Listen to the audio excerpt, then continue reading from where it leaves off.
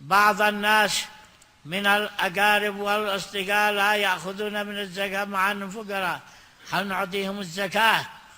ما بش مانع تدولهم الصدقة الواجبة وهي الزكاة، أو الزكاة التطوعية، وهم يستوي يقبلوها قبلوها، ونوهمهم أن هذه لا توهموا ولا شيء. قولوا هدية بلسانكم بقلبكم، أو زكاة بقلبكم ولسانكم، لا توهموش.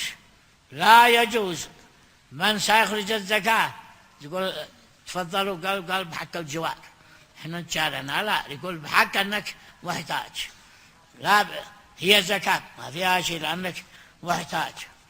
لابد أن يول ولا يأتي إلى المرأة يصير يحسبها باسم أنه عصب ويحسبه من الزكاة، لا، يقول لها إذا فقيرة 200 من الزكاة لأنش فقير وزوجش فقير، و200 عصب، تقول هكذا.